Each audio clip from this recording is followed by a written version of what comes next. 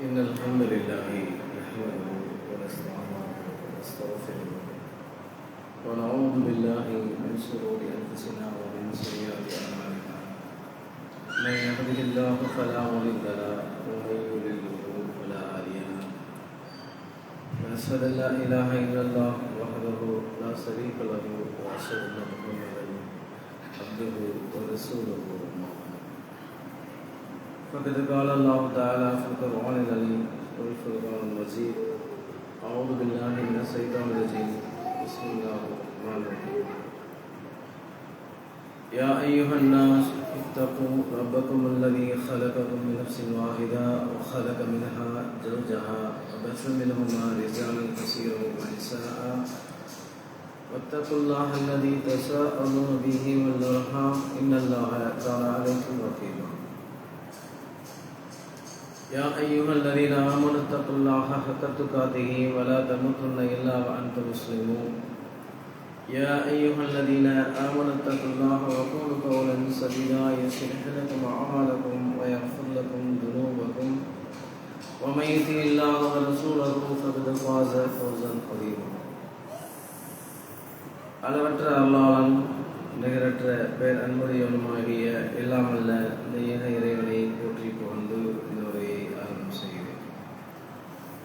அல்லாஹ்வினுடைய சாந்தியும் சமாதானமும் முற்றாத பெருநிலையும் நம் உயிரை விட மேலாக மதித்து பின்பற்றக்கூடிய நபிகள் நாயகம் ஸல்லல்லாஹு அலைஹி வஸல்லம் அவர்கள் மீதும் அவர்களுடைய குடும்பத்தார்கள் சத்திய சஹாபாக்கள் சஹாபிய தோழியர்கள் இந்த உலகத்திலே வாழ்ந்து கொண்டிருக்கக்கூடிய ஒவ்வொரு மூமினான ஆண்கள் மீதும் பெண்கள் மீதும் அல்லாஹ் நமக்கு விதியாக்கி இருக்கக்கூடிய இந்த ஜும்மாவுடைய வணக்க வழிபாட்டை நிறைவேற்றுவதற்காக இங்கே வந்து அமர்ந்திருக்கும் நம் அனைவர்கள் மீதும் அந்த ஏக வல்லவனின் சாந்தியும் சமாதானமும் பற்றாத பெருங்களையும் என்றென்றும் நின்று நிலவட்டுவாங்க. கண்ணியத்துக்கும் பெருமதிப்பிற்கும் உரிய எல்லாம் வல்ல அல்லாஹ் ஜல்லஷானு தஆலாவின் நல்லடியார்களே, சகோதரர்களே, பெரியவர்களே, தாய்மார்களே, அல்லாஹ்வுடைய மகத்தான பெருங்கிருபையினால் நாம் எல்லாம் இஸ்லாமிய மார்க்கத்தை பின்பற்றி வாழக்கூடிய உரிமை பெற்றிருக்கிறோம். இந்த நல்ல வாய்ப்பை தந்த அல்லாஹ்விற்கு எல்லா புகழும் உண்டாகட்டுமா. அன்பான சகோதரர்களே, பெரியவர்களே, இந்த ஜும்மாவுடைய உரையிலே மாமனிதர் நபிகள் நாயகம் ஸல்லல்லாஹு அலைஹி வஸல்லம் என்ற தலைப்பின் கீழே சில செய்திகளை நாம் பார்க்க இருக்கிறோம்.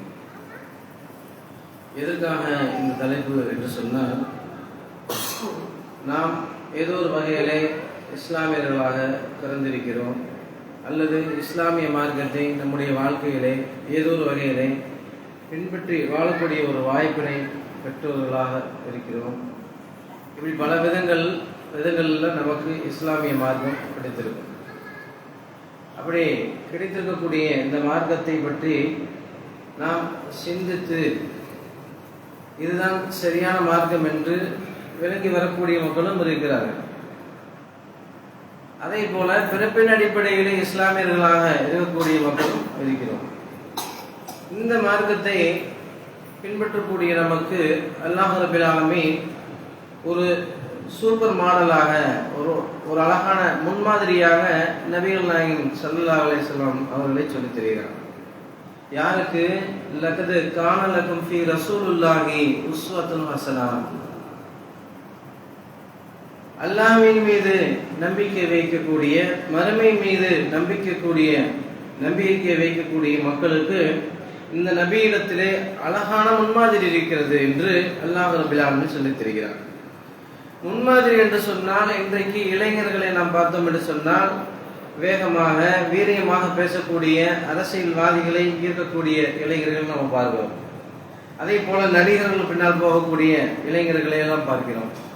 இவங்க எதை ஈர்த்து போறாங்கன்னு சொன்னா, சில கருத்துக்களை ஈர்த்து அவங்க போகக்கூடிய காட்சியை நாம பார்க்கிறோம்.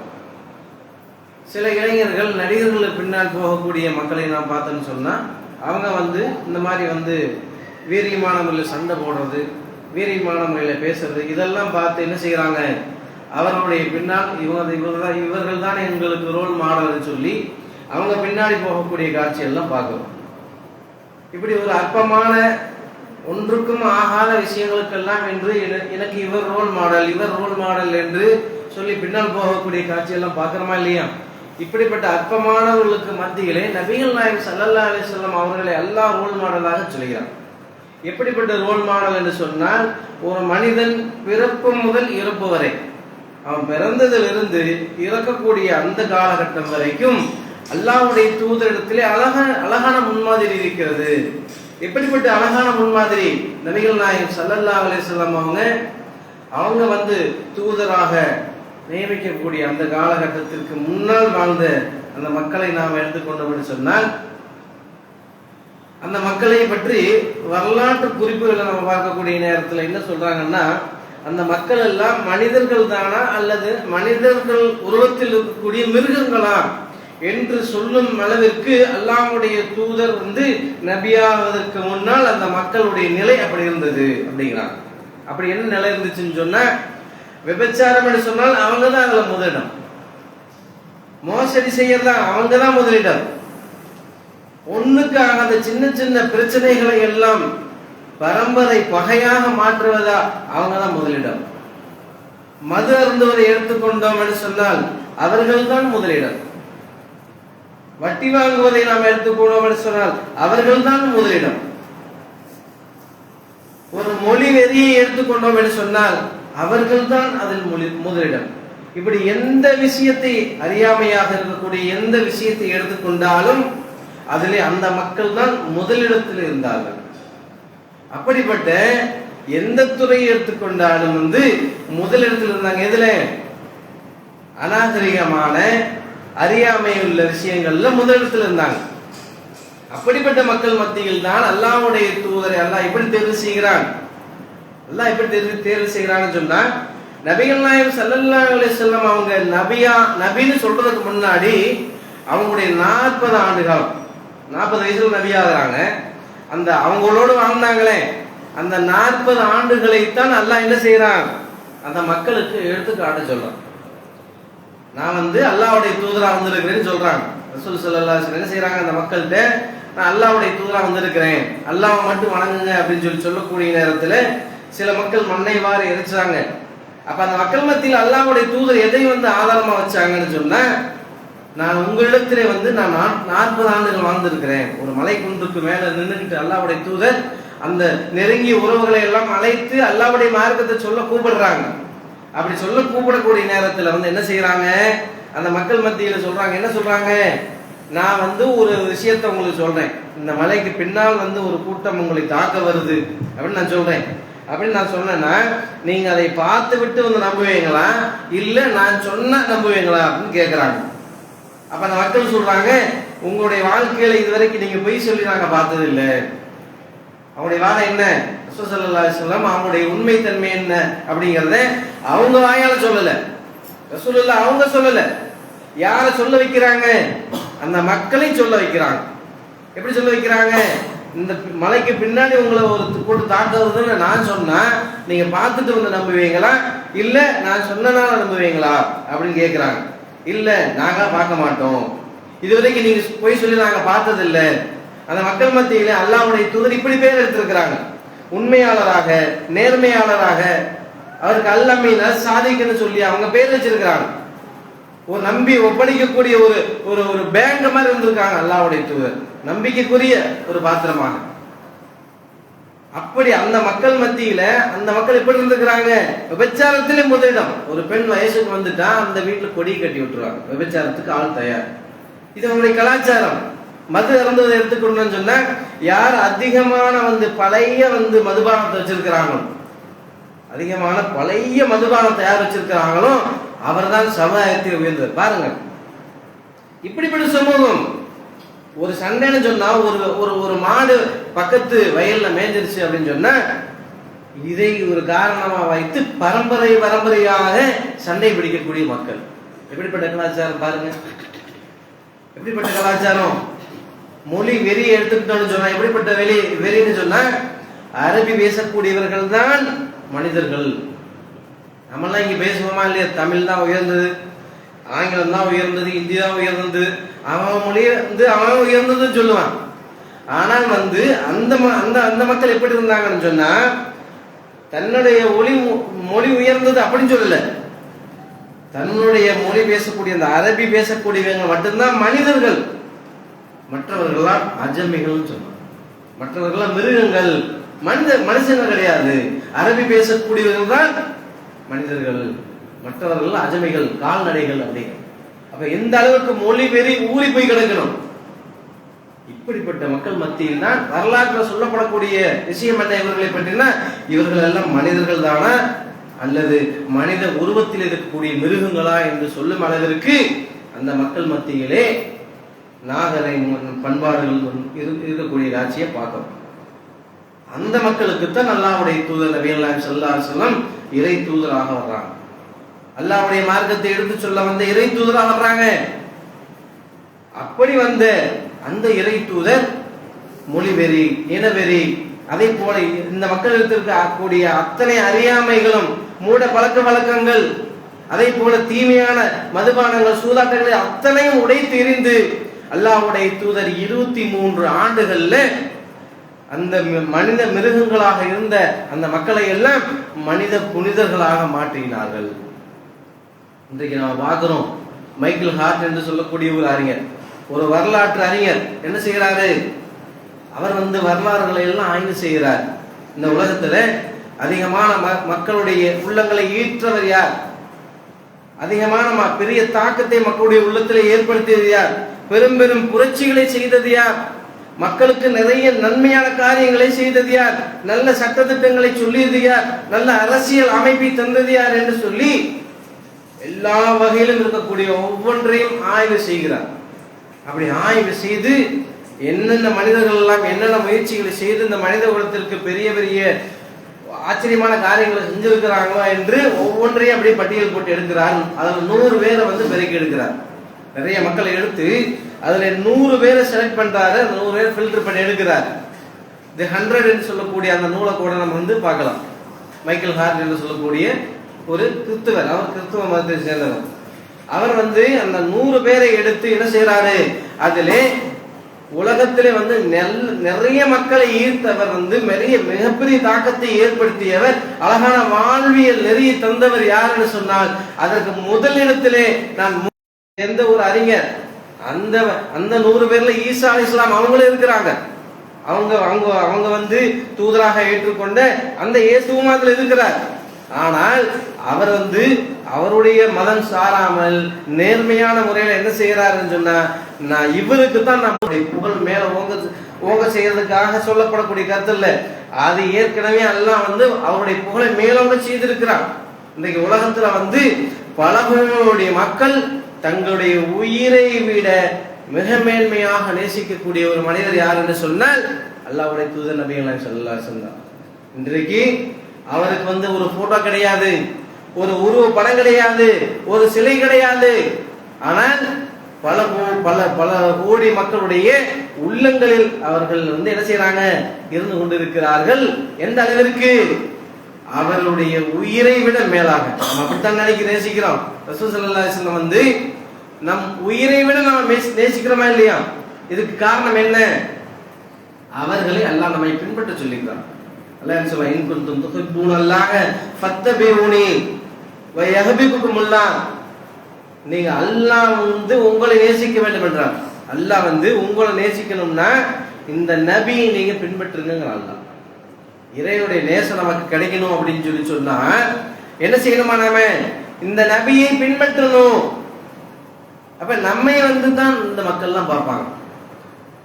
இன்றைக்கு வந்து நிறைய மக்கள் வந்து ரசூல் ஸல்லல்லாஹு அலைஹி வஸல்லம் அவங்கள விளங்காம அவங்கள வந்து கேலி சித்திரம் வரைகிறது, அவங்கள வந்து வார்த்தைகள் திட்டுறாங்களா இல்லையா? இதுக்கெல்லாம் என்ன காரணம்? நம் மீது இருக்கக்கூடிய வெறுப்பு அவங்க அந்த மாதிரி பேச வைக்குது. இஸ்லாமிய சமூகத்தில் மீது இருக்கக்கூடிய வெறுப்பு அவர்களை அப்படி பேச வைக்குது. ஆனால் உண்மையாகவே அல்லாஹ்வுடைய தூதருடைய வரலாறை ஒரு மனிதன் படித்தான் என்று சொன்னால் எந்த விதமான வெறுப்பு எண்ணமும் இல்லாம ரசூல் ஸல்லல்லாஹு அலைஹி வஸல்லம் வாழ்க்கை வரலாறை ஒரு மனிதன் படித்தான் என்று சொன்னால் கண்டிப்பாக அவன் என்ன செய்வான், தன்னுடைய உயிரை விட நேசிக்கக்கூடிய ஒரு மனிதராக வரைப்பான். அல்லாஹ்வுடைய தூதர் அப்படி வாழ்ந்து காட்டினாங்க. இந்த மக்கள் மத்தியில எந்த விஷயத்தை சொன்னாலும் அது சொன்னதை செஞ்சு காட்டுறாங்க, செஞ்சதை சொன்னாங்க. அவங்க வாழ்க்கையில எந்த வித மாற்றமும் இருக்காது. எதை சொன்னாங்களோ அதை செஞ்சாங்க. இன்றைக்கு நம்ம மத்தியெல்லாம் வந்து இன்றைக்கு நம்முடைய நடைமுறையெல்லாம் வந்து மற்ற மக்களுக்கு ஈர்க்க காணும். ஏன், என்ன காரணம்? நம்மிடத்தில் அல்லாஹ்வுடைய தூதருடைய முன்மாதிரி இல்லை. நம்ம அதை வந்து பின்பற்றுறதுக்கு வெட்கப்படுறோம். முஸ்லீம் நம்ம வெளியே சொல்றதுக்கு நம்ம வெட்கப்படுறோம். ஆனால் அதை நாம் சரியாக நாம் வந்து பின்பற்றினால், அல்லாஹ்வுடைய தூதரை நாம் பின்பற்றினால் நாம் வந்து போய் மக்களுக்கு மார்க்கத்தை சொல்லணும் இல்லை, நம்முடைய வாழ்க்கையை பார்த்து அவங்க இஸ்லாத்தை நோக்கி வருவாங்க. இப்படிப்பட்ட அழகான வாழ்க்கை முறையா ரசூல் ஸல்லல்லாஹு அப்படி வாழ்ந்துட்டாங்க. அப்படி வாழ்ந்தாங்க. எப்படி வாழ்ந்தாங்க ரசூல் ஸல்லல்லாஹு அலைஹி வஸல்லம்? அந்த மக்கள் மத்தியில அவ்வளவு நெருக்கமாக, அவ்வளவு நேசத்தோடு அந்த அவங்க மார்க்கத்தை ஏற்று வந்த சஹாபாக்களோடு நடந்துக்கிட்டாங்க. இந்த மார்க்கத்தை வந்து எப்படி சொன்னாங்க ரசூல் ஸல்லல்லாஹு அலைஹி வஸல்லம் வந்து, இதை அல்லாஹ் தந்திருக்கக்கூடிய அந்த மார்க்கத்தை வந்து எல்லா மக்களுக்கும் கொண்டு போய் சேர்த்துனாங்க. ஒரு மனிதன் கூட இருந்து நரகத்துக்கு போயிடக்கூடாது என்ற விஷயத்துல ரசூல் ஸல்லல்லாஹு அலைஹி வஸல்லம் வந்து உறுதியா இருந்தாங்க. எந்த அளவிற்கு, ஒரு முனாஃபிக்குடைய தலைவன் அப்துல்லாஹ் இப்னு உபைன்னு சொல்லக்கூடிய அந்த முனாஃபிக் தலைவன், அவன் வந்து மரணித்திருக்கிறான். அவனுடைய ஜனாசாவிற்கு கூட அல்லாஹ்வுடைய தூதர் போய் தொழ வைக்கிறான். அவனுடைய முனாஃபிக்னு தெரியும். அல்லாஹ் அவனை பற்றி சொல்லும் போது, இவனுக்கு 70 முறை நீங்கள் மன்னிப்பு, இவர்களுக்கு முனாஃபிக்குகளுக்கு நீங்க வந்து 70 முறை நீங்கள் மன்னிப்பு கேட்டாலும் நான் மன்னிக்க மாட்டேன் அப்படின்னு சொல்லி அல்லாஹ் அவன் சொல்றான். அப்ப அல்லாஹ்வுடைய தூதர் வந்து எந்த அளவுக்கு அந்த மக்கள் மேல் நேசமா இருக்காங்க அப்படிங்கறத பாருங்க. என்ன செய்யறாங்க, 70 முறை மன்னிப்பு கேட்டால் எல்லாம் மன்னிக்க மாட்டேன்னு சொன்னா நான் 70 தாண்டி கேட்பேன்னு சொல்லி அவனுடைய ஜனாசால போய் வந்து நின்று தொலை வைக்கிறாங்க. அப்படி தொலை வைக்கிறதுக்கு போறாங்கன்னு சொல்லி சொன்னா ரசூல் ஸல்லல்லாஹு அலைஹி வஸல்லம் அந்த மக்கள் மேல எந்த அளவுக்கு பாசமா இருந்திருப்பாங்க சிந்திச்சு பாருங்க. அந்த மக்களுக்கு மார்க்கத்தை சொல்லக்கூடிய நேரத்துல எந்த அளவுக்கு ஒரு மனிதன் எந்த இடத்துல வந்து பொறுமை இழப்பான் அப்படிங்கிற விஷயத்துல எல்லாம் அல்லாஹ்வுடைய தூதர் அலட்சியம் செஞ்சு போயிருக்கிறாங்க, அலட்சியப்பட்டு போயிருக்கிறாங்க. அந்த மக்கள் நெருங்கிய உறவுகளை வந்து அந்த மலை குன்றுக்கு கீழே வந்து என்ன செய்யறாங்க, மார்க்கத்தை சொல்ல கூப்பிடுறாங்க. நபியே, உங்களுடைய நெருங்கிய உறவுகளுக்கு நீங்க அந்த மார்க்கத்தை சொல்லுங்க. அப்படி சொல்லும் போது எல்லா மக்களையும் அழைத்து சொல்றாங்க, லா இலாஹ இல்லல்லாஹ், வணக்கத்திற்குரிய அல்லாஹ்வை தவிர யாரும் இல்லை என்று சொன்ன உடனே மண்ணை வாரி இறைக்கிறாங்க. இதை சொல்லத்தான் இந்த அழைச்சையா அப்படின்னு சொல்லி தன்னுடைய குடும்பத்தை சேர்ந்த தன்னுடைய சிறிய தந்தை, அல்லாஹ்வுடைய தூதுடைய சிறிய தந்தை மண்ணை வாரி இறைக்கிறார். வந்து அது பெருசுபடுத்தல, ஆனா அல்லாஹ்க்கு பொறுக்கல. அல்லாஹ் என்ன செய்யறான், தற்பத்தியதான் அபிலஹபின்னு சொல்லி அந்த அத்தியாயத்தை இறக்குறான். அல்லாஹ் அபிலஹபுடைய இரு கரங்களும் நாசமாகட்டும், அவன் மனைவி நாசமாகட்டும் சொல்லி அல்லாஹ் சபிக்கிறான். அல்லாஹ்க்கு கோபம் வருது, ரசூல் ஸல்லல்லாஹு அலைஹி வஸல்லம் கோபப்படல. சிந்திச்சு பாருங்க எந்த அளவுக்கு பொறுமையா இருந்திருக்கிறாங்க. அதே போல வந்து பாருங்க, நாமள நிறைய வரலாறுகள் கேள்விப்படுறோம். அந்த கேள்விப்பட செய்தியில என்ன செய்யறாங்க, அந்த இரண்டு மலைகளுக்கு இடையில வந்து அந்த வானவர்கள், மலையினுடைய வானவர்கள் வந்து அந்த மலைக்கு இடையில அந்த மக்களை நான் போட்டு நசுக்கி சாக வச்சிருவாங்க கேட்கிறாங்க. தாயிப் நகரத்துல போய் பிரச்சாரம் செய்யறாங்க. அந்த பிரச்சாரம் செய்யக்கூடிய நேரத்தில் அந்த மக்கள் எல்லாம் கடுமையான முறையில வந்து அவங்க விமர்சிக்கிறாங்க, தாக்குறாங்க. சின்ன குழந்தைகளுக்கு எல்லாம் கல்லை கொடுத்து அடிச்சு அல்லாஹ்வுடைய தூதர் தாக்குறாங்க. அப்பயும் பொறுமை இழக்கல். எந்த அளவுக்கு நடந்துக்கிட்டாங்க ரசூல் ஸல்லல்லாஹு அலைஹி வஸல்லம். அப்ப யாருக்கு கோபம் வருது, அல்லாஹ்க்கு கோபம் வருது. வானவர்கள் அனுப்புறான், மலையுடைய வானவர்கள் அனுப்பி நீ அவர்கிட்ட கேளுங்க. இந்த மக்கள் அந்த மக்கள் எப்படி வாழ்றாங்க, ரெண்டு மலைக்கு நடுவில் அந்த குன்றுல வாழ்றாங்க. அந்த இடத்த சொல்லி அந்த மலையுடைய வானவர்கள் சொல்றாங்க, நீங்க ஒரு வார்த்தை சொல்லுங்க, ரெண்டு மலையும் நாம ஒன்னாக்கி நசிக்க ஒண்ணும் இல்லாம ஆக்கிறேங்கிறாங்க. ரசூல் ஸல்லல்லாஹு அலைஹி வஸல்லம் என்ன செஞ்சாங்க, வேண்டாம், இந்த மக்கள் ஏத்துக்கலைனாலும் இவருடைய சந்ததிகள் ஏற்றுக்கொள்வார்கள். எப்படிப்பட்ட ஒரு பெருந்தன்மை பாத்தீங்களா. அந்த அல்லாஹ்வுடைய தூதரிடத்துல எந்த அளவுக்கு சொன்னால் ஒரு மாதம் பயணம் செய்து போக தூரத்தில் இருக்கக்கூடிய ஆட்சியாளர். ஒரு மாதம் பயணம். இப்பெல்லாம் வந்து ஒரு நாள்ல பயணம் செஞ்சு போயிடலாம். அப்பெல்லாம் வந்து வாகனங்கள் இல்ல. அந்த காலகட்டத்தில் ஒரு மாத பயண தூரத்தில் இருக்கக்கூடிய அந்த ஆட்சியாளன் வந்து முகமது என்ற பெயரை கேட்டால் அவனுடைய குலை நடுங்கும். சிந்திச்சு பாருங்க. இன்றைக்கு வந்து உலகத்தை ஆச்சரியம் அந்த மாதிரி பயப்படக்கூடிய அளவுக்குலாம் யாரும் கிடையாது. மிகப்பெரிய ஆயுதங்கள் வச்சிருந்தாலும் அவனுக்கு ஒரு இணையா ஒருத்தனால வந்து வச்சிருக்கிறான். அதனால நம்ம அந்த அளவுக்கு பயப்பட தேவையில்லை. ஆனால் அப்படி பயக்கக்கூடிய அளவிற்கு இருக்கக்கூடிய அந்த ஆட்சியாளராக இருந்த அல்லாஹ்வுடைய தூதரை அந்த நாட்டிலே வசிக்கக்கூடிய சாதாரண ஒரு குடிமகன், ஒரு அடிமை, தன்னுடைய கரத்தை பிடித்து கொண்டு, யாருடைய கரத்தை, அல்லாஹ்வுடைய தூதருடைய கரத்தை பிடித்து இழுத்து கொண்டு தன்னுடைய தேவைகளை தீர்த்து கொள்ளலாம். அவனுக்குன்னு ஒரு தேவை இருக்குமா இல்லையா? இன்றைக்கு நம்ம ஒரு தாலுகா ஆபீஸ்க்கு போறோமா இல்லையா, ஒரு பஞ்சாயத்து போர்டு ஆபீஸ்க்கு போறோமா இல்லையா, இந்த மாதிரி தேவைகள் நம்மளுடைய தேவைகள் போறோம்ல, இது மாதிரி தேவைகள் வந்து அரசுடைய தேவைகள் இருக்குமா இல்லையா, அல்லாஹ்வுடைய தூதருடைய சிபாரிசு ஒன்று இருக்குமா இல்லையா? இதுக்காக இவருக்கு தெரிஞ்ச அவருக்கு தெரிஞ்ச ஆளுநர் போக தேவையில்லை. ஒரு அடிமையாக இருக்கக்கூடிய நபர் கூட அல்லாஹ்வுடைய தூதருடைய கரத்தை பிடித்துக் கொண்டு அவருடைய தேவைகளை பூர்த்தி செய்து கொள்ளும் அளவிற்கு எளிமையான முறையில் இருந்தார்கள் அல்லாஹ்வுடைய தூதர் வந்து நாம் வரலாற்றுகளை பார்க்கிறோம். ரசூல் ஸல்லல்லாஹு அலைஹி வஸல்லம் வந்து அவர் சஹாபாக்களோட உட்கார்ந்திருப்பாங்க. அப்படி அமர்ந்திருக்கக்கூடிய நேரத்துல வெளியில கிராமங்கள்ல இருந்து வரக்கூடிய மக்கள் கேட்பாங்க, அல்லாஹ்வுடைய தூதரை பார்க்கணும். ரசூல் ஸல்லல்லாஹு அலைஹி வஸல்லம் ஆன்மீக தலைவர், ஆட்சி தலைவர் இல்ல, அவரை பார்ப்பதற்காக வருவாங்க. அப்படி வரக்கூடிய நேரத்துல யார் அல்லாஹ்வுடைய தூதர்னு தெரியாது. அப்ப வந்து கேட்பாங்க, உங்கள யார் முகமது, ஐயப்பு முகமது, உங்கள யார் முகமது அப்படின்னு கேட்பாங்க. சிந்திச்சு பாருங்க. இன்றைக்கு சாதாரணமா வந்து ஒரு ஆலிம் அல்லாஹ்வுடைய தூதர் வந்து ஒரு மார்க்க தலைவர் தானே, ஒரு ஆன்மீக தலைவர் தானே. அவங்க எப்படி இருந்தாங்க, இப்படி ஒரு 10 பேர் உட்கார்ந்துருந்தோம் அப்படின்னு சொன்னா யார் அதுல வந்து அல்லாஹ்வுடைய தூதர்னு தெரியாது. அந்த அளவிற்கு எளிமையான முறையில வந்து அந்த மக்கள் மத்தியில் இருந்தாங்க. அப்ப வந்து கேட்கிற அளவுக்கு, எந்த அளவுக்கு ஒரு வெளிநபர் வந்து வெளியில் இருக்கக்கூடிய ஆள் வந்து உங்கள யார் முகமது அப்படின்னு கேட்கக்கூடிய அளவிற்கு வந்து அல்லாஹ்வுடைய தூதர் மிக எளிமையான முறையில் நடந்து கொண்டார்கள். மாமனிதர்னா என்னங்க சாதாரண விஷயமா? ஒவ்வொரு நடைமுறையும் ஒரு மனிதர் வந்து அல்லாஹ்வுடைய தூதரை சந்திக்கிறதுக்காக வர்றாரு. அல்லாஹ்வுடைய தூதருடைய சபை ரசூலுல்லாஹ்வை பார்க்கறாங்க. பார்த்துட்டு இவர் ஆன்மீகத்துல ஆட்சி தலைவரா இல்லையா? ஒரு நாட்டுடைய பிரதமரை பார்த்தா நம்ம என்ன செய்வோம், பக்கத்துல நின்று பார்த்தா என்ன செய்வோம், ஒரு விதமான பதட்டம் வருமா இல்லையா? அது மாதிரி வந்து என்ன செய்யறாருன்னு சொன்னா அவர் அப்படியே அவருடைய கைகால் அப்படியே நடுங்குது. எதுக்காக? அல்லாஹ்வுடைய தூதர் ஆட்சி தலைவர் இவரை பார்த்துட்டு அப்படியே நடுங்குது. அப்படி நடுங்கும் போது அல்லாஹ்வுடைய தூதர் அவரை அப்படியே அடைச்சிட்டு சொல்றாரு, ஏன் பயக்கிறீங்க? எதுக்காக பயப்படுறீங்க?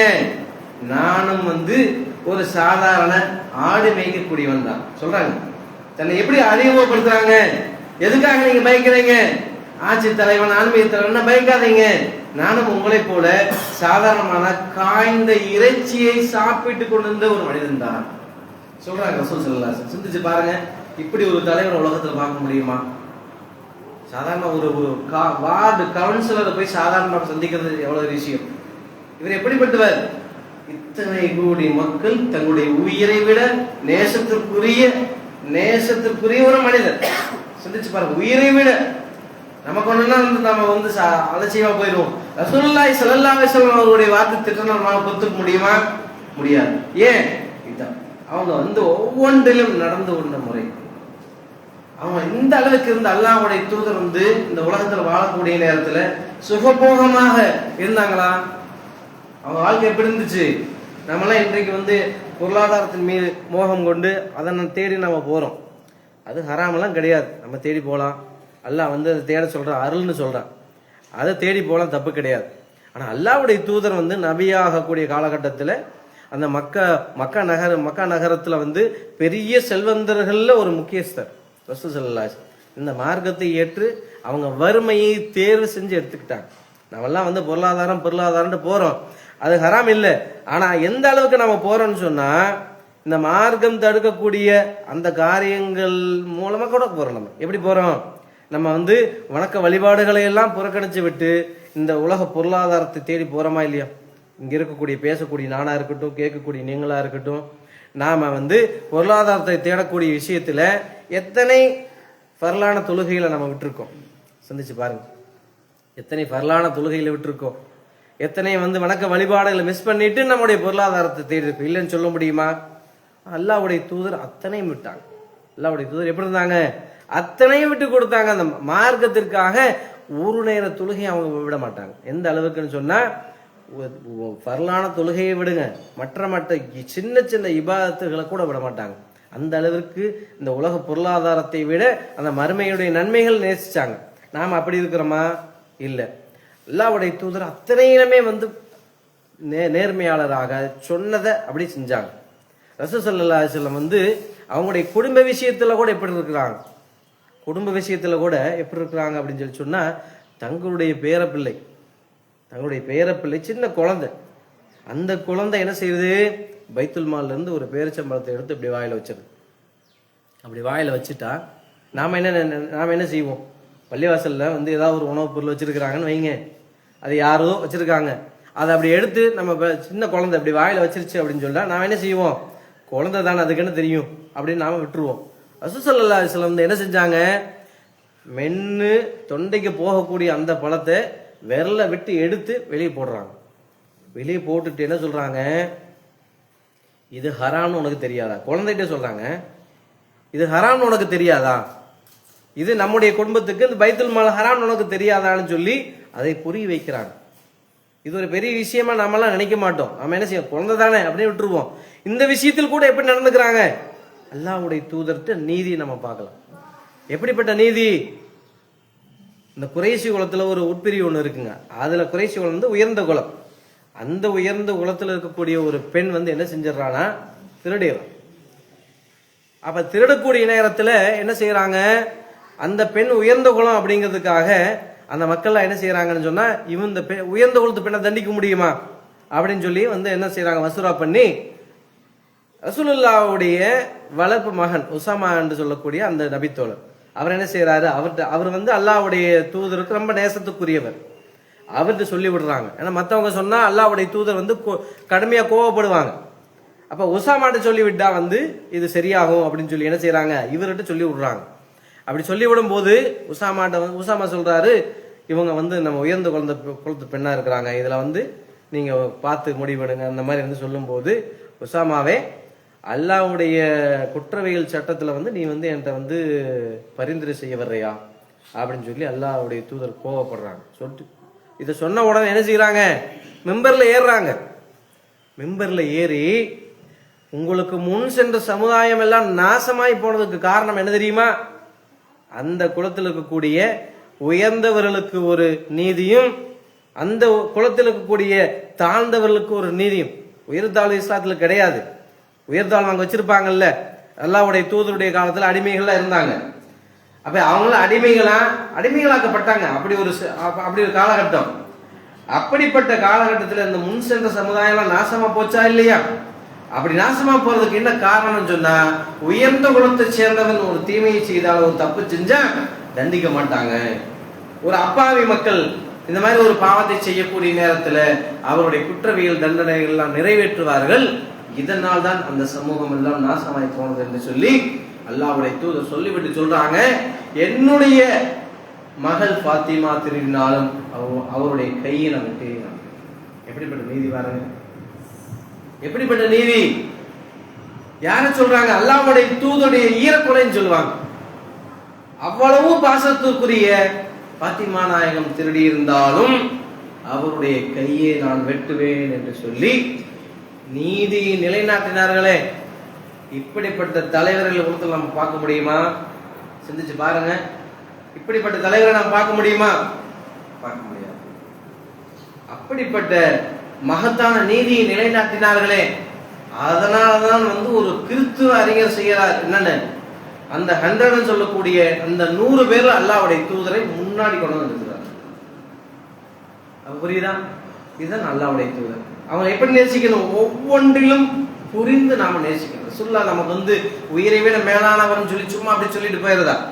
சும்மா வருஷத்துக்கு ஒரு முறை நம்ம மீலாத விழா கொண்டாடிட்டு அல்லாஹ்வுடைய தூதரை பெருமையா பேசிட்டு இதான் அல்லாஹ்வுடைய தூதரை நம்ம புகழ்றது, இதான் அவரை நேசிக்கிறது. இது நேசிக்கிறது அல்ல.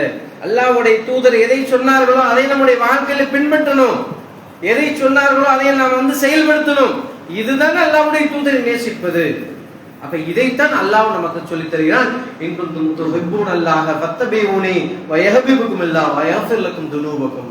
அல்லாஹ் சொல்றான், அல்லாஹ் உங்களை நேசிக்க வேண்டும் என்று சொன்னால் நீங்கள் இந்த தூதரை பின்பற்றுங்கள். அல்லாஹ் உங்களை நேசிப்பான். வயஃபிர் லக்கும் துனூபக்கும், உங்களுடைய பாவங்களை மன்னிப்பான். அப்ப நாம் என்ன செய்யணும்? அல்லாஹ்வுடைய தூதரை அணுவணுவாக அவர்கள் செய்த ஒவ்வொரு காரியங்களையும் நாம் என்ன செய்யணும்னு சொன்னா நம்முடைய வாழ்க்கையில எடுத்து நாம் பின்பற்றணும். இதுவும் ஒரு தாவா. இது ஒரு தாவாங்க. ரசூல் ஸல்லல்லாஹு அலைஹி வஸல்லம் அவங்கள சொன்ன விஷயத்தை மட்டும் பிரச்சாரத்தை கேட்டு மட்டும் அந்த மக்கள் வரல, அவங்களுடைய நடைமுறை பார்த்தாங்க. உசாமா என்று சொல்லக்கூடிய ஒரு நபி, ஒரு மனிதர். அது யாருன்னு சொன்னா முஸ்லீம்களை அடித்து கொள்ளக்கூடிய ஆள். அவர் மதீனாவுக்கு அருகில் இருக்கக்கூடிய ஒரு ஊர்ல இருக்கக்கூடியவர். அவர் என்ன செய்யறாரு? அவர் முஸ்லீம்களை வந்தாங்கன்னா அவருடைய பொருள்லாம் புடுங்கிட்டு அவங்களை அடிச்சு விரட்டக்கூடியவரா இருந்தார். என்ன காரணம்? அல்லாஹ்வுடைய தூதரை பத்தி தப்பான முறையில் புரிஞ்சுக்கிறனார். அப்ப அவர் யமாமா என்ன சொல்லக்கூடிய ஒரு மனிதர். அவரை அரெஸ்ட் பண்ணி கொண்டு வராங்க சஹாபாக்கள்லாம். என்ன செய்யறாங்க? பிடிச்சி இந்த மாதிரி முஸ்லீம்களுக்கு தொல்லை கொடுத்துட்டு இருக்கிறாரு அப்படின்னு சொல்லி அவரை பிடிச்சிட்டு மதீனா மஸ்ஜித் நபியில கட்டி போடுறாங்க. அவரை ஒரு 3 நாளைக்கு கட்டி போடுறாங்க. அந்த 3 நாள்ல அல்லாஹ்வுடைய தூதர் அவருக்கு எந்த மார்க்கத்தை சொல்லல. அவர்கிட்ட போய் இஸ்லாம்னா என்னதான், இப்படித்தான் தொழுகணும், இப்படித்தான் நோன்பு வைக்கணும், எந்த விஷயத்தையும் அல்லாஹ்வுடைய தூதர் சொல்லல. அவர்கிட்ட எதையுமே சொல்லாம அல்லாஹ்வுடைய தூதர் கேட்கறாங்க. முதல் நாள்ல கேட்கறாங்க, சுமாமாவே உன்னுடைய விஷயத்துல என்ன நினைக்கிற அப்படின்னு கேட்கும்போது, நான் நிறைய உங்களுக்கு எதிராக நான் நடந்திருக்கிறேன், நான் குற்றம் நிறைய செஞ்சிருக்கிறேன், எனக்கு நீங்க தண்டனை கொடுத்தா அதுக்கு சரி தகும், அந்த அளவுக்கு நான் செஞ்சிருக்கிறேன், ஆனா மன்னிச்சு விட்டீங்கன்னா நான் உங்களுக்கு நன்றியோட இருப்பேன் அப்படிங்கிறார். 2வது நாள் கேட்கிறாங்க, அப்ப இதைத்தான் சொல்றாங்க. 3வது நாள் கேட்கிறாரு, அப்ப இதைத்தான் சொல்றாரு. சொல்லிட்டு அப்புறம் சும்மா அவுத்து விட்டுருங்க அப்படிங்கிறாங்க. அது சொல்லலாம். அப்படி அவுத்து விட்டானா என்ன செய்யறாங்கன்னா வேகமா ஓடி போய் மஸ்ஜித் நபிக்கு பக்கத்துல இருக்கக்கூடிய ஒரு கிணத்துல போய் குளிச்சுட்டு அல்லாஹ்வுடைய தூதர்கிட்ட வர்றாங்க. அஷ்ஹது அல்லா இலாஹ இல்லல்லாஹ் அஷ்ஹது அன்ன முஹம்மது ரசூலுல்லாஹ் என்று சொல்லி இஸ்லாத்தை ஏற்றுக்கொள்கிறார்கள். ஏற்றுக்கொண்டு விட்டு சொல்றாரு, நான் இங்க வர்றதுக்கு முன்னாடி இந்த உலகத்திலே வெறுப்புக்குரிய ஒரு முகம் இருக்கிறது என்று சொன்னால் அது இந்த முகமது தான் இருந்துச்சு. ஆனா இன்றைக்கு உலகத்திலே மிக விருப்பத்திற்குரிய ஒரு முகமாக நான் எதை நேசிக்கிறேன் என்று சொன்னால் உங்களை தான் நேசிக்கிறேன்னு சொல்றாரு. என்ன காரணம்? அல்லாஹ்வுடைய தூதர் மார்க்கத்தை சொல்லல. அங்க நடக்கக்கூடிய இந்த 3 நாள் நடக்கக்கூடிய அந்த சம்பவத்தை பார்க்கிறாங்க. அந்த மக்கள் நடந்து கொள்ளக்கூடிய முறை, அந்த எளிமை, அந்த சகோதரத்துவம், அந்த ஏற்றத்தாழ்வு இல்லாத ஒரு நிலை, இப்படி ஒவ்வொன்றையும் பார்த்து விட்டு இப்படிப்பட்ட மனிதனை போயா நாம் தப்பா நினைச்சுக்கிட்டோம்னு சொல்லி அவரை புரிந்து இஸ்லாத்தை ஏற்றுக்கொண்டார் என்று சொன்னால் நாம் ஒவ்வொருவரும் இந்த இஸ்லாமிய மார்க்கத்துடைய அல்லாஹ்வுடைய தூதருடைய நடைமுறையை நம்முடைய வாழ்க்கையில எடுத்து பின்பற்றி வாழ்ந்தோம் என்று சொன்னால் நம்மை பார்க்கக்கூடிய மக்கள் எல்லாம் இஸ்லாத்தை நோக்கி வருவார்களா இல்லையா? சிந்திச்சு பாருங்க. நம்ம போய் சொல்லணும்னு அவசியம் இல்லை. அந்த மக்கள்கிட்ட நாம் நடந்து கொள்ளக்கூடிய நேர்மையான முறை இன்றைக்கு இந்தியாவில் இருக்கா இல்லையா? 1000 ஆண்டுகளுக்கு முன்னால் இருக்கக்கூடிய பள்ளிவாசல் சேரமான பகுதியில் உண்டு, கேரளாவில் ஒரு இடத்துல இருக்கு. 1000 ஆண்டுகளுக்கு முன்னால் கட்டப்பட்ட பள்ளி. அங்கே யாருங்க இஸ்லாத்தை சொன்னது? அந்த மக்கள் சில சகாபாக்கள் வந்து வியாபாரம் வந்து பண்ணிட்டு போயிருக்கிறாங்க. அவங்களுக்கு தமிழ் தெரியாது, மலையாளம் தெரியாது.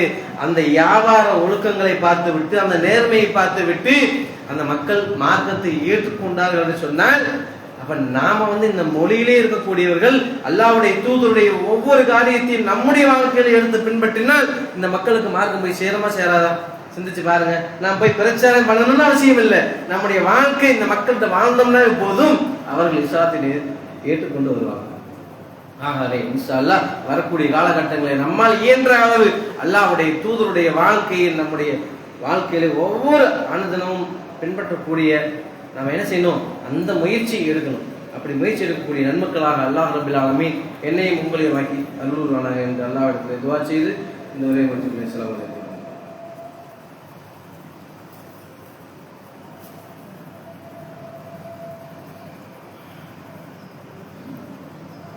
அன்பான சகோதரர்களே, பெரியவர்களே, அல்லாஹ்வுடைய தூதரிடத்திலே அழகான முன்மாதிரி இருக்கிறது என்று அல்லாஹ் ரப்பில் ஆலமீன் நமக்கு சொல்லியிருக்கிறார். அந்த முன்மாதிரி எந்தெந்த காரியங்கள் என்று சொல்லி சொல்ற அளவுக்கு இல்லை. அனைத்து காரியங்கள் எல்லா விதங்களிலும் அல்லாஹ்வுடைய தூதரிடத்துல முன்மாதிரி இருக்கிறது. இந்த மக்களை மன்னித்தார்கள் அல்லாஹ்வுடைய தூதர் நபிகள் ஸல்லல்லாஹு அலைஹி வஸல்லம். எல்லா மக்களும் எப்படி மன்னிக்கிறாங்க? அவங்களுக்கு துன்பம் செய்த, அவங்களுக்கு துரோகம் செய்த, அவங்களுக்கு அவங்களுடைய உயிர்களை கொலை செய்த, அவங்களுடைய பொருளாதாரத்தை சூறாடிய, அவங்களுடைய சொத்துக்களை சூறாடிய, அவங்களை ஊரை விட்டு விரட்டி அடித்த அத்தனை மக்களையுமே மன்னித்தார்கள் அல்லாஹ்வுடைய தூதர் ஸல்லல்லாஹு அலைஹி வஸல்லம். எப்படி மன்னித்தாங்க? மக்கா மதீனாவுக்கு விரட்டி அடிக்கப்பட்டாங்க. அங்க ஒரு ஆட்சி அமைக்கிறாங்க அல்லாஹ்வுடைய தூதர். அப்படி ஆட்சி அமைத்து மிக பிரம்மாண்டமான முறையில் மக்களை சேர்த்து கொண்டு மக்கா வெற்றி அடைய போறாங்க ரசூல் ஸல்லல்லாஹு அலைஹி வஸல்லம். அப்படி மக்காவை வெற்றி அடையக்கூடிய நேரத்தில் அங்க மக்கா பலகீனமான முறையில் ரசூலுல்லாஹ்வுடைய கரம் மிக ஓங்கி இருக்கிறது. நான் சொன்னா இல்லையா முன்னாடி, 1 மாத காலம் பயணம் செய்யக்கூடிய தூரத்தில் இருக்கக்கூடிய ஆட்சியாளர் கூட குலை நடக்கக்கூடிய அளவிற்கு அல்லாஹ்வுடைய தூதருடைய ஆட்சி அதிகாரம் வந்தது நாம் பார்க்கிறோம். அப்படிப்பட்ட நிலையிலே மக்காவை வெற்றி கொள்ள போறாங்க அல்லாஹ்வுடைய தூதர். அங்க யாரெல்லாம் அல்லாஹ்வுடைய தூதருக்கும் சஹாபாக்களுக்கும் கேடு விளைவித்தார்களோ அந்த மக்கள்லாம் அங்க இருக்கிறாங்க. அந்த மக்கள்லாம் அங்க இருக்கக்கூடிய நேரத்துல மிக பிரம்மாண்டமான படைபலத்தோடு அல்லாஹ்வுடைய தூதர் மக்கா வெற்றியை நோக்கி போறாங்க. அப்படி வெற்றி நோக்கி போகக்கூடிய நேரத்துல ஒரு சொட்டு ரத்தம் கிடையாது, ஒரு கத்தி கிடையாது, மக்காவை வெற்றி கொள்றாங்க. அப்படி வெற்றி கொள்ளக்கூடிய நேரத்துல ஒரு மனிதர் சொல்றாரு, இன்று அல்லாஹ்வுடைய அந்த மக்காவுடைய புனிதம் பாதுகாக்கப்படாது அப்படிங்கிறார். என்ன காரணம்? மக்காவுடைய புனிதம்னா என்ன? மக்காவில் ஹரம் ஷரீஃப்னு சொல்றோமா இல்லையா? அங்க கொலை செய்யக்கூடிய கூடாது, அநியாயமா திருடக்கூடாது, அதே போல ஒரு புல் பூண்டுகளை கூட நம்ம கிள்ளி எறியக்கூடாது, ஒரு வேட்டையாடக்கூடாது. இப்படி ஒரு சில விஷயங்கள்லாம் அங்க கடைபிடிக்கக்கூடிய இடமாக இருக்கு. அதுதான் ஹரம் ஷரீஃப்ங்கிறது. அநியாயமா ஒரு உயிரை கொல்லக்கூடாது. அப்படிப்பட்ட இடத்துல அது அங்க ரசூலுல்லாஹ் வர்ற காலத்துக்கு முன்னாடி இருந்து அதை பேணப்பட்டு வந்திருக்கு. அப்ப அந்த வார்த்தையை ஒரு மனிதர் சொல்றாரு, இப்ப இந்த படையோடு போகக்கூடிய இன்று மக்காவுடைய புனிதம் பாதுகாக்கப்படாது அப்படிங்கிறாங்க. அப்படின்னு சொல்லும் போது அந்த மக்கள் எல்லாம் பீதியோடு இருக்கிறாங்க. அப்படின்னா என்ன? போர் செய்வாங்க அப்படின்னு சொல்லி பிரகடனப்படுத்துற மாதிரி ஒரு வார்த்தை. அப்ப அல்லாஹ்வுடைய தூதர் சொல்றாங்க, யார் அப்படி சொன்னது? அப்படி இல்லை, இன்று மக்காவுடைய புனிதம் பாதுகாக்கப்படும் அப்படின்னு சொல்றாங்க. அபு சுஃபியானுடைய வீட்டுல யாரெல்லாம் தஞ்சம் அடைத்திருக்கிறார்களோ அவங்க எல்லாத்துக்கும் யாரும் பயக்க வேண்டியதில்லை, உங்களுக்கு எல்லாருக்கும் விடுதலைங்கிறாங்க, யாரும் பயக்க வேண்டியதில்லை அப்படின்னு சொல்லி சலான் சொல்லி கொண்டே மக்காவை வெற்றி கொண்டார்கள் அல்லாஹ்வுடைய தூதர் ஸல்லல்லாஹு அலைஹி வஸல்லம். சொல்லிச்சு பாருங்க, இன்றைக்கு நமக்கு எதிராக எத்தனை இந்த அரசாங்கம்லாம் இருக்கா இல்லையா? நமக்கு ஒரு ஆட்சி அதிகாரம் வந்த பின்னாடி இவர்கள்லாம் நமக்கு முன்னால் நிறுத்தப்பட்டா நம்ம என்ன செய்வோம்? வெட்டுவோம், குத்துவோம், இவர்களுக்கு கடுமையான தண்டனை கொடுக்கணும்னு நினைப்போமா இல்லையா? அல்லாஹ்வுடைய தூதர் எல்லாத்தையும் மன்னிச்சாங்க. அத்தனையும் மன்னித்தாங்க. இப்படி அல்லாஹ்வுடைய தூதருடைய ஒவ்வொன்றையும் நாம எடுத்து பேசிக்கிட்டே போனோம். மணிக்கணக்கா, நாள் கணக்கா பேசிக்கிட்டே இருக்கோம். அவருடைய ஒவ்வொரு விஷயங்களையும் நாம் பேசலாம், அந்த அளவுக்கு இருக்குது. ஆகவே நம்முடைய வாழ்க்கையில் நம்ம என்ன செய்யணும்? ரசூல் ஸல்லல்லாஹு அலைஹி வஸல்லம் அவருடைய ரோல் மாடலை, அவங்களுடைய முன்மாதிரி ஒவ்வொன்றிலும் இருக்கிறது. அதை எடுத்து நம்ம என்ன செய்யறோமோ, என்ன காரியத்தை செய்ய போறோமோ அந்த காரியத்தை எப்படி செய்யறது, அல்லாஹ்வுடைய தூதர் எப்படி செஞ்சிருக்கிறாங்க, அல்லாஹ்வுடைய தூதர் இதை எப்படி செஞ்சிருக்கிறாங்க என்று பார்த்து ஒவ்வொன்றையும் நாம் செய்து வந்தோம் என்று சொன்னால் நம்முடைய ஒவ்வொரு காரியமும் மற்ற மக்களுக்கு போய் சேரும். அல்லாஹ்வுடைய தூதர் நம்ம சரியான முறையில் பின்பற்றினா நம்முடைய ஒவ்வொரு காரியமும் என்ன செய்யும், மற்ற மக்களுக்கு போய் சேரும். அப்ப நாமும் அல்லாஹ்வுடைய தூதரை பின்பற்றி நம்முடைய பாவங்கள் எல்லாம் மன்னிக்கப்பட்டு அல்லாஹ்வுடைய விருப்பத்தை பெறக்கூடிய மக்களாக ஆகணும். அதன் மூலமாக மற்ற மக்களுக்கும் இந்த மார்க்கம் போய் சேரும். ஆகவே அல்லாஹ்வுடைய தூதரை விரும்பி நேசித்து அவர்களை பின்பற்றக்கூடிய நன்மக்களாக அல்லாஹ் ரப்பல் ஆலமீன் நம் அனைவரும் ஆக்கி அருள்வானாக என்று பிரார்த்தித்து இந்த உரையை முடித்து